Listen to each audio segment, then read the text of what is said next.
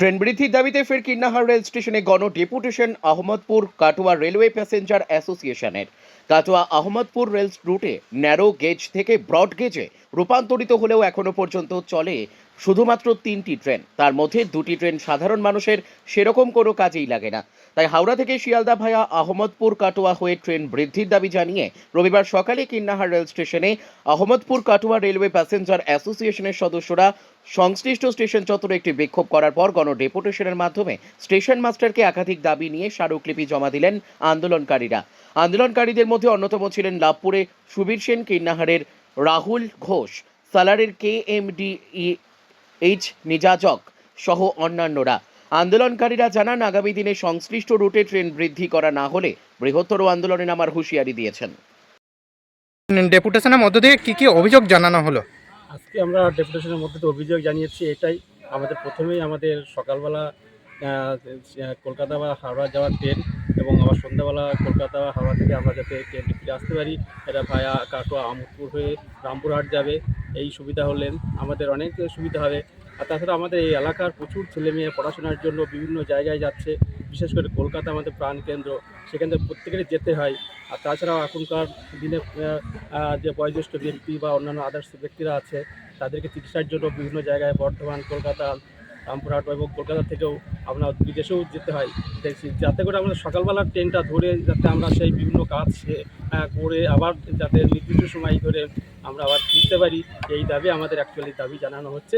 এই জন্য ঊর্ধ্বতন কর্তৃপক্ষকে, রেলমন্ত্রী তথা DRM বা জেনারেল ম্যানেজারের কাছে আমরা করজোড়ে অনুরোধ করছি যাতে আমাদের এই ট্রেনগুলো দেওয়া হয়, দিলে আমরা বিশেষভাবে উপকৃত হই।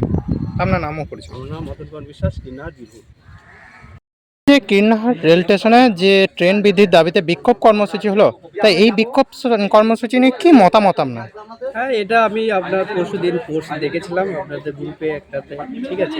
ওই বেসিসে আমি এসেছিলাম। আমিও চাই যে এখান থেকে সকালবেলার দিকে একটা ট্রেন যাক হাওড়া বা শিয়ালদার দিকে, এটা দাবি জানাচ্ছি।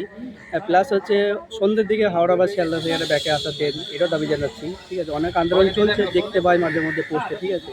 কিন্তু এখনও রেল কী ভাবতে জানি না, এখন ট্রেন কিন্তু বৃদ্ধি করছে না, ঠিক আছে। আমি অনেক দূর থেকে এসেছি, আমার বাড়ি হচ্ছে সালা, ঠিক আছে। ওখান থেকে দেখে এখানে এসেছি। শুধুমাত্র ওই সালার থেকে কি এই ট্রেন আন্দোলনে যোগ দেওয়ার জন্য কি এসেছেন? হ্যাঁ, ওই বেসিসে এটা আমি এসেছি, এগুলোকে ভালোবাসি, ঠিক আছে। সেই বেসিসে আমি এসেছি, এখানে এসে খুব ভালো লাগলো। এখানে লোকজন খুব সুন্দর ব্যবহার করেছেন, ঠিক আছে। কি মনে করছেন আগামী দিনে কি বাড়বে এই রুটে ট্রেন? হ্যাঁ, আমি তো অবশ্যই চাই যে এখানে বাড়ুক, না হলে আরও বৃহত্তর আন্দোলন করার জন্য করুন আপনারা। যদি না বাড়ে সেই হিসাবে ডেপুটেশন দেওয়া হয়েছে, দেখা যাক কী করে রেল বোর্ড থেকে। এর আগে তো একাধিকবার ডেপুটেশন দেওয়া হয়েছে, গণ আন্দোলন কর্মসূচিও নেওয়া হয়েছে। হ্যাঁ, সে তো নেওয়া হয়েছে, কিন্তু রেল কী চাইছে সে বোঝা যাচ্ছে না। দেখা যাক, আরও না হলে আরও বৃহত্তর আন্দোলনে আমরা সামিল হব। তোমার নামও পরিচয়? আমার নাম হচ্ছে KHM নিজাজক, আমি এসেছি সালাদ থেকে। থ্যাংক ইউ, ধন্যবাদ। কি দাবি জানানো হলো? মেন দাবি আমাদের কলকাতা যাওয়া আসা ট্রেনের দাবি। বিগত 4 থেকে 5 বছর ধরে আমরা যুদ্ধ করছি, তার পরিপ্রেক্ষিতে 2টি ট্রেন বেড়েছে, কিছু মানুষের সুবিধা হচ্ছে ঠিকই, কিন্তু আমাদের মেন দাবি কলকাতা যাওয়া আসার, রামপুরহাট থেকে হাওড়া এবং রামপুরহাট থেকে শিয়ালদা ভায়া কাটোয়া আহমদপুর ব্যান্ডেল হয়ে, এটাই আমাদের প্রথম থেকেই দাবি করে আসছি। কারণ হচ্ছে এই এলাকার মানুষজনদেরকে 20 থেকে 30 কিলোমিটার দূরে ট্রেন ধরতে যেতে হয়। কোথায় যেতে হয়? বোলপুর শান্তিনিকেতন, আহমেদপুর জংশন অথবা কাটোয়া জংশন। তা বাড়ির কাছে একটা রেল লাইন থাকতে কয়েকশো কোটি টাকার প্রকল্প পড়ে আছে, তো আমাদেরকে এত কষ্ট করতে হবে কেন? আমরা অলরেডি সমস্ত নেতা মন্ত্রী থেকে MP MLAদের কাছেও লিখিতভাবে জানিয়েছি, এবং গত 2 মাস আগে নানুরের বিধায়ককে নিয়েও আমরা জেনারেল ম্যানেজার DRM-এর কাছেও গিয়েছিলাম। সেখানে একটা অলরেডি চিঠিও দিয়েছে।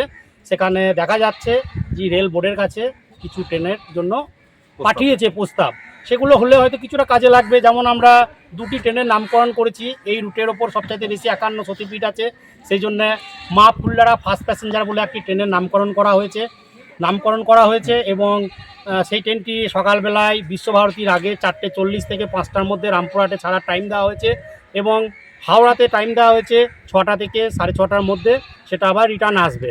সেই ট্রেনটির নামকরণ করা হয়েছে মা ফুল্লারা ফার্স্ট প্যাসেঞ্জার। এবং দ্বিতীয় একটি ট্রেনের নামকরণ করা হয়েছে রাঙামাটি এক্সপ্রেস, সেটি আপনার রামপুরহাট থেকে শিয়ালদা ভায়া কাটোয়া আহমদপুর ব্যান্ডেল হয়ে চালানো, এবং বেশ কিছু ট্রেন এক্সটেনশন করার জন্য বলা হয়েছে রামপুরহাটের সাথে ব্যান্ডেলের। তাতে মানুষের সুবিধা হবে। এই এলাকার মধ্যে 4টি লোকসভা বিধানসভা পড়ছে এবং 2 থেকে 3টি লোকসভার মধ্যে পড়ছে। কম করে 60 লক্ষ থেকে 70 লক্ষ মানুষের বাস। ঠিক টাইমে ট্রেন চালালে রেলেরও ইনকাম বৃদ্ধি পাবে, মানুষেরও যাতায়াতের সুবিধা হবে। কারণ হচ্ছে এই এলাকার মানুষজনদেরকে সকালবেলায় উঠে কলকাতা যেতে হয় নানান কাজে, চিকিৎসার ক্ষেত্রে, পড়াশোনার ক্ষেত্রে, ব্যবসার ক্ষেত্রে বহু কষ্ট করতে হয় রেল লাইন থাকতে। তা আমরা সরকারের কাছে এবং মাননীয় এমপি এমএলএদের কাছেও অনুরোধ জানাচ্ছি যে আপনারা দয়া করে লোকসভায়, রাজ্যসভায় রেলমন্ত্রী, প্রধানমন্ত্রীর কাছে প্রস্তাবটা তুলে ধরুন। কারণ হচ্ছে আপনার এলাকার মানুষজনদেরই কষ্ট হচ্ছে। আমরা বহুদিন ধরে চেষ্টা চালিয়ে যাচ্ছি, দয়া করে বিষয়টা দেখার অনুরোধ এমপি এমএলএ এবং রেলমন্ত্রীর কাছে। আগামী দিনে কি সুরাহা হবে বলে মনে করছেন? দেখুন, আমরা চেষ্টা চালিয়ে যাচ্ছি, আমাদের তো ক্ষমতা সীমিত, আমরা চেষ্টা চালিয়ে যাচ্ছি। সাধারণ মানুষ এগিয়ে এলে নিশ্চয়ই হবে, কেন হবে না। দুটো ট্রেন বেড়েছে এবং ভবিষ্যতেও বাড়বে আশা রাখছি আমরা। শিয়ালদা কাটোয়া ট্রেনটাও যদি এক্সটেনশন করে তাতেও সুবিধা হবে কিছু মানুষের। হ্যাঁ, আমরা চেষ্টা চালিয়ে যাচ্ছি। আমরা প্রত্যেকটা মানুষকেও অনুরোধ জানাবো এবং রেলের দপ্তর যারা জনপ্রতিনিধি আছে তাদেরকেও অনুরোধ জানাবো যেন দয়া করে লোকসভায়, রাজ্যসভায় রেলমন্ত্রীর কাছে বিষয়টা তুলে ধরুন। এটাই অনুরোধ। সুবিশ সেন।